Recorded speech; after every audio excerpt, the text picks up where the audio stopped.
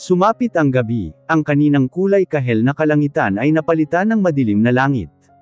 I slowly looked up the sky above and smiled a bit. The moon arrived dauntlessly. It was bold and courageous, but somehow it's lonely, so full of insecurity and imperfections. I'm just like the moon, lonesome, doleful but just like the moon. I'm shine bright even with a blanket of darkness. Huminga ako ng malalim, pinuno ng lakas ng loob ang bahag na puso. I fluttered my curly hair nervously kasabay nito ang mariin kong pagpikit ng maulinagan ang dumating na sasakyan. Hinanda ko ang sarili, hinela ang sling bag, at hindi na pinasadahan pa ng tingin ang sarili sa salamin. I opened the door for him. I was stunned like I always do. Humataw ng gusto ang puso ko buhat ng mabungaran ito. A light stubble on his square jaw matched his gray suit and his tawny brown hair giving him a mutinous look. He stared down at me with his pitch black eyes. I saw a bit of astonishment in his face, but quickly disappeared and was replaced by an expressionless mask. "Shall we?" he asked after a bit of silence. I nodded. Hindi na pinansin pa ang pagsuri nito sa suot kong red-colored dress. The warm atmosphere suffused me. Habang palapit kami ng palapit sa party, ay mas lalo ring lumalakas ang kaba sa dibdib ko. Ilang buntong hininga ang pinakakawalan ko sa tabi nito, na tahimik lamang na nagmamaneho. I asked Alessandra to join us at the party, he said, then he shrugged a bit. Lumingon ako dito na puno ng kaba sa puso. Gusto kong tanungin kung ano ba ang sinabi nito, o kung galit ba siya na ako ang kasama ni Gab sa party, ngunit pinangunahan ako ng hiya. I guess I'm just being paranoid. I don't understand why I felt concerned about it. Nagbuntong hininga ito bago mag-iling. I also heard a gnashing teeth, while his two hands locked on the wheel. Galit ba siya? Hindi ko napigilang itanong. He chuckled. Napalunok ako, ano ba itong naiisip ko? That's assuming, hindi ganoong klase ng tao si Alessandra. She was very disappointed, aniya bago muling magkibot balikat. Umangat ang likod ko mula sa pagkakaupo at humarap dito. My brows arched confusingly, my heart jumped up to my throat, dahilan para hindi agad ako makapagsalita. Don't worry, she'll understand, his voice thick with promise. Pero hindi sapat yun para mapanatag ang loob ko. Huminga ako ng malalim at humarap dito. Gab, I said don't worry. He cut me off, eases back to look at me. She's out of the town right now. May big event siyang inaasikaso, nang hihinayang lang siya na hindi siya makaka-attend ng birthday party ni Risha, he explained softly. Okay, I mumbled, after a long moment. Tiwala ako sa kanyang sinabi, like I always did. Tinuon ko na lang ang pansin sa labas ng bintana, kung saan pumasok na ang sasakyan nito sa isang pavilion. It was huge and elegant. Bakas ang karangyan sa labas pa lang ng bakuran. Again my heart was pounding fast, two hands clasped nervously. Hilera na ang sasakyan sa labas, palagay ko rin ay nag-uumpisa na ang pagtitipon. Humataw ng gusto ang puso ko, nang tumapak ang heels ko sa bungad pa lang ng pinto. I look around hearing the music blaring inside, just as I had expected they turned heads to our direction. Mr. Rockwell, Risha greeted him with a hug and a kisses. Mabilis akong nag-iwas ng tingin sa nasaksihan, lalo pa nang umangat ang kamay ni Gab sa likod nito. My lips pursed a bit. Hindi rin nakaligtas sa akin ang pagdampi ng misla nitong katawan kay Gab, na halatang sinadya niya. She was wearing a black velvety dress, na mas tumingkad ang ganda, dahil sa hubog ng kanyang katawan. While her ebony black hair was in loose curls and her syrup-sweet lips screamed in a joyous way. Where is your wife Alessandra? She asked after she blew away. She's out of the town right now but she had a gift for you, aniya dito matapos ay binigay ang box na bitbit nito. Buhat ng makababa kami. Oh, that was sweet. Thanks. Kinuha nito ang regalo at inabot sa lalaking katabi nito. Let's get inside. Walang kagatol-gatol itong humawak sa braso ni Gab, to escort her inside. Nanatili ang mga paa ko sa bungad ng pinto, while everyone looking at them happily, didn't aware that this man is already married. Excuse me, I heard a sweet voice echoed at my back. So I turned sideways, para bigyan ito ng daan ngunit humarap ito sakin. Do we met before? She asked curiously. Tila umakyat mula sa talampakan ko ang panggabing lamig, at hindi agad ako nakapagsalita. You look so familiar, she continued, studying my face more intently. I stammer, I'm sorry, I don't think so. I said. Nervousness took me and turned on my heels, intending her away. Wait, huli niya sa braso ko. Wala akong pagpipilian kundi ang humarap dito na puno ng takot ang mga mata. She opened her mouth to speak, but suddenly someone's interrupted us. Juliana. Mabilis ang naging paglingon ko sa boses na nagsalita.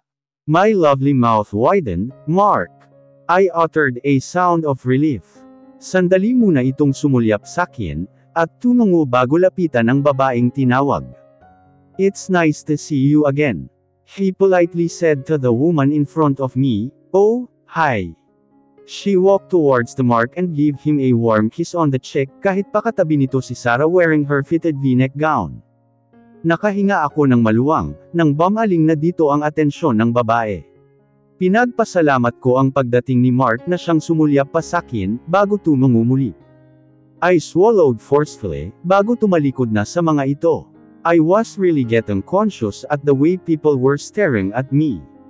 Naglakad ako na hindi alam ang direksyon na pupuntahan, hindi ko na kasi makita kung nasaan ba si Gab. Pinili kong maupo sa isang sulok na lamesa, kung saan malayo sa lahat. Mula dito tanaw ko ang halos lahat ng bisita. Hindi pa rin maalis ang kaba sa dibdib ko, habang isa-isang minumukaan ang mga ito. Hindi ko pansin ang nilapag na main dish at wine bottle ng waiter sa table ko, dahil sa paglilikot ng mga mata. Do you have a company, ma'am? The waiter asked me respectively. I looked up at him. Yes, I'm with my husband. I said quietly na hindi alintana ang sinabi. Oh, I'm so sorry. Aniya matapos lapag sa table ko ang dalawang wine glass, at tumalikod na sakin. Nanatili lang ang tingin ko sa bulwagan. Everyone started dancing to the music of a big band. Namataan ko si Risha sa gitna ng bulwagan.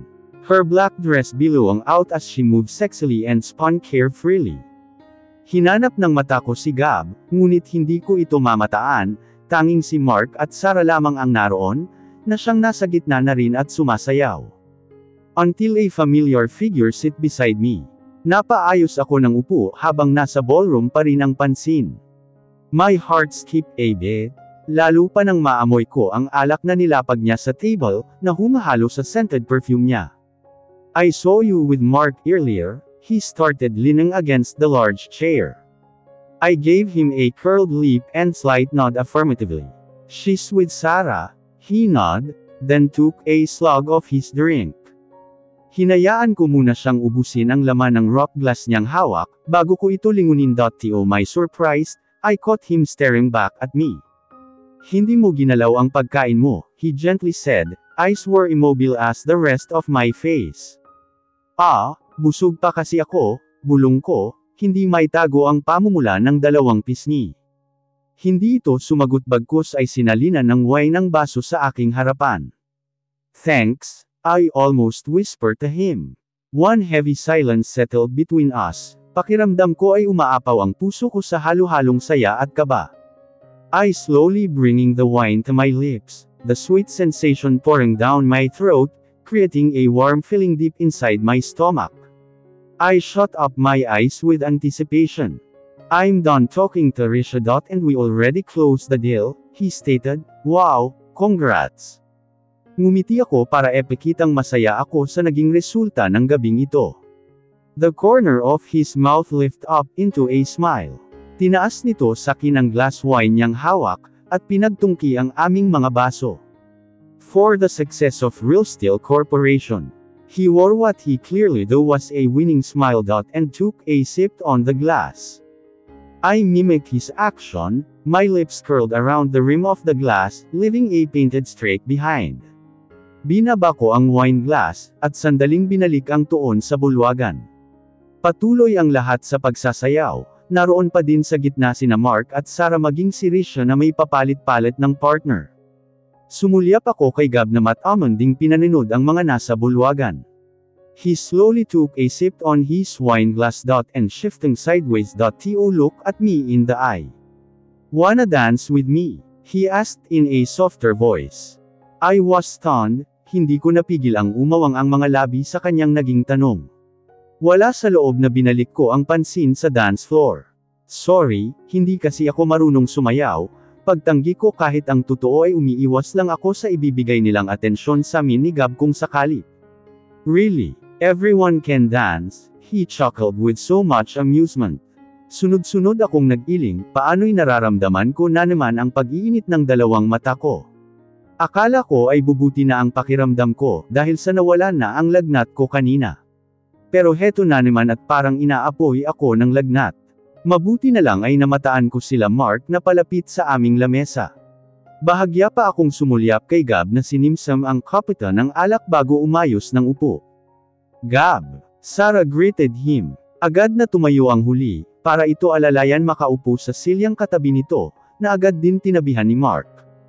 I bit my inner lip, nang dumaplis ang tingin sa akin ni Sarah. Kasama mo pala ang bago mong secretary? What is her name again? She asked bluntly, looking at me with close scrutiny. Gab turned sideways, Alora Anya. She smirked, that smile was so annoying. Lantaran kasi nitong sinulyapan ang ayos ko. I got irritated kaya hindi ko napigil ang erapan nito. She hitched her brows at me. Mas pinili hilahin ang wine glass na kalalapag lang ng waiter para sa kanila. Anong balita? Did you close the deal with the Gonzales Trading? Mark asked him seriously. Yes, she will be signing a contract tomorrow, pinagmamalaki nitong sinabi kay Mark. Well, congrats. I proposed a toast to your partnership with Gonzales Trading. Sarah sweetly announced. Agad na tinaas ni Mark at Gab ang kani-kanilang mga wine glass, bago ko itaas ang sa akin. Cheers! Sabay-sabay nilang ininom ang laman ng wine, habang mas pinili ko lang na magngiti sa mga ito. Mataman ko rin pinagmasdan sina Mark at Sarah, at base sa kinikilos ng mga ito, may relasyon nga ang dalawa. But how about the girl name called Abby? Di ba ito ang kasama niya noong pa-house blessing sa bahay nila Gab last month? Napailing ako sa bagay na yun.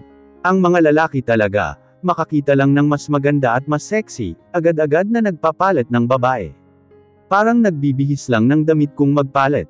Kailan naman ang uwi ng magaling kong kapatid? Mark asked, talking about her sister Alessandra. Maybe, Saturday or Sunday night, he replied without so much immersion. Tumango dito si Mark matapos ay bumaling naman ang tingin sa akin. Napalunok ako dahil sa klase ng pagtitig niya. My heart also throbs, parang may nais kasi itong ipakahulugan sa mga titig niya. Hindi kaya nawawala na kayo ng oras sa isa't isa. Puro trabaho na lang ang inaatupag nyo gayong kakakasal nyo pa lang. Mark added, bringing the wine to his lips manly. Gab sighed deeply at that. Your sister is real workaholic. Sumulyap muli sa direksyon ko si Mark, bago mag-iling. She overthinks a lot, she gets mad at pretty things. And her attitudes gets crazy sometimes. I'm sure, kung ano-ano na naman ang tumatakbo sa utak ng isang iyon ngayon. Kanina pa niya hindi pinapatahimik ang phone ko, he said in a vicious tone of voice. I crunched my teeth over my lip harder than I ever had. Mabilis din akong nagyuko, dahil hindi nito inaalis ang pagkakatingin sa akin.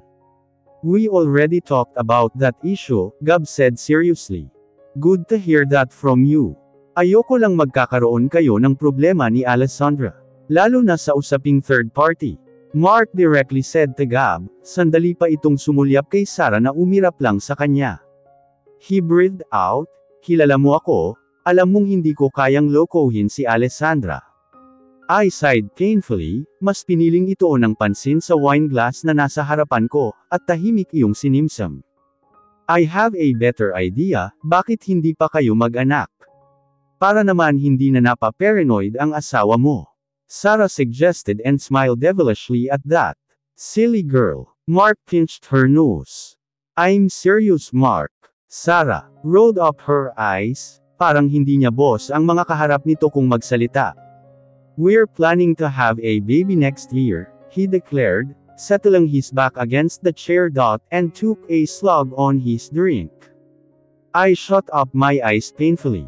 Now I finally know what those characters felt that I read about in books, kung paano sila masaktan, at kung paano itago ng isang ngiti ang kirot sa puso.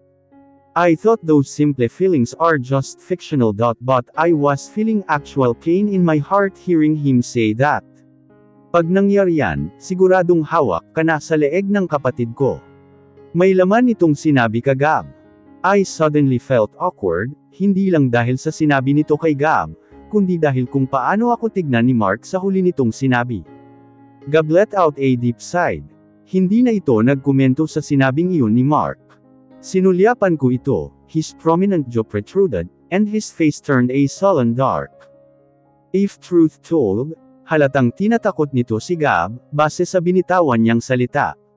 Kayang-kaya nitong panghimasukan ang problema nilang mag-asawa. And he directly have an authority to control over his decision. I snapped out of my thinking, and looked at Mark again. Seryoso na muli nitong kausap si Sarah, unti-unting bumabangon ang kaba sa puso ko. Gusto kong isiping naghihinala na sakin si Mark, pero siguro hanggang doon na lang muna ako. Ayoko munang bigyan ng kulay ang mga tingin nito sakin. Sandali pa ay nagdilim ang buong paligid. Natuon ang pansin ng lahat sa gitna ng tumapat ang spotlight kay Risha. Tumugtog ang banda sa saliw ng malamyos na musika. Everyone looked at her with admiration. She owned the night and the dance floor. Do you hear that music? That is one of my favorite. Come on darling, Sarah told to Mark. Hinela nito ang kamay ni Mark patungo sa bulwagan. Sumulyap muna ito sa min bago umiiling na sumunod na lamang ito kay Sarah. After a bit of silence, nilingon kong muli si Gab. Kung kanina'y maaliwalas pa ang mukha nito, ngayon ay tila hindi ko na ito mapinta. Marahil ay hindi nito nagustuhan ang mga narinig mula kay Mark kanina. Ayos ka lang. Nag-aalala kong bati dito. He leaned his back with fashion. Hindi ko napigil ang mapalunok, agad na kumabog ng husto ang puso ko, dahil sa paglingon nito sakin. His eyes looked at me intensely. Yeah, he said in a joyless expression. Nanatili ang mga titig ko dito, hindi pansin ang pag-awang ng labi. We exchange look for a long moment. Until he closes the distance between us. Buong rahan itong yumukod sa gilid ko, ramdam ang init ng kanyang palad sa likod ng silyang kinauupuan ko. Do I forgot to tell you, that you're so lovely tonight? He almost whispered to me. I froze in my seat, suddenly I feel warm all over. Blush seared through my both cheeks. Hindi agad ako nakapagsalita, lalo na nang maramdaman ang mainit nitong hininga sa pisngi ko. Lubos kong pinagpasalamat na madilim sa pwesto namin ngayon, tanging malikot na disco ball lamang ang pumupuno sa paligid. Salamat, natataranto kong sinabi. Unti-unti akong umayos ng upo at nagtanggal ng bikig sa lalamunan. Buong akala ko ay aayos na ito ng upo, ngunit labis kong ikinagulat nang gagapin nito ang palapulsuhan ko. Dance with me, he uttered. Bago pa ako makatanggi ay buong ingat na niyang hinela ang kamay ko patayo. Wala akong nagawa, he's too strong and dominating, kahit pa sabihing marahan niya lamang akong ginigye sa gitna, ay hindi ko kayang kumawala. Kayang-kaya niyang gapusan maging ang puso ko na walang kahirap-hirap. Dahil madami ang tao sa gitna, hindi pansin ang paglapit namin. Gayunpaman ay halo-halo ang kaba at takot na pumupuno sa akin. Gab hold my hand tightly, while the other hand sweeps up my side, fingers flexing over my ribs. I shut my eyes with anticipation. He stared down at me, karuwagan mang masasabi, pero hindi ko ito kayang tingalin. Are you feeling nervous? He murmurs. Pumikit ako at nag-iling. I push away the tiny space between us, but the pressure of a warm hand on my back makes me tremble. I've been thinking that I have a huge impact in you, he spoke in a stern voice. I bit my inner lip, lashes fall down to my feet.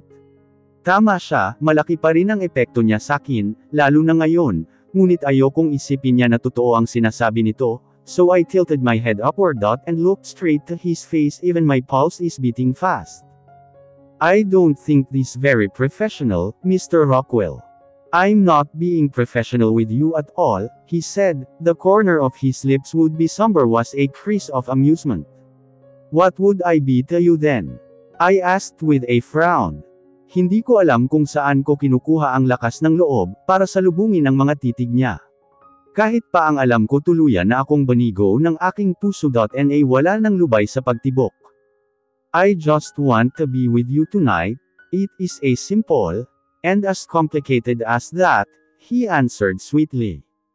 Mas lalo kong naramdaman ang mahigpit nitong yapos sa likod ko. There are no visible gaps between us. I almost smell his scent under his gray suit. Wala na akong nagawa kundi ang pumikit at humilig sa mga balikat nito. His strong arm seemed very protective when wrapped around my frail body. It fluttered at the feeling of his body pressed against mine. My body swayed with movement of his. Nagpatangay ako sa gusto niya. We danced like we used to, like we owned the night. Hindi alintana ang mga mapanuring mata sa paligid. They are watching us, he almost whispered to me. Agad akong damilat, mabilis sana akong kakawala, ngunit mahigpit niya akong yapos. Mr. Rockwell, I expelled, and made a startling move to step out. Hey, relax. Mas lalo lamang niya akong niyapos, hawak nito ang likod ko gamit ang malabakal niyang palad. Mabilis naman lumipad ang tingin ko sa lahat, abala pa rin ang ilan sa pagsasayaw, habang ang ilan ay pinapanood ang mga nasa gitna.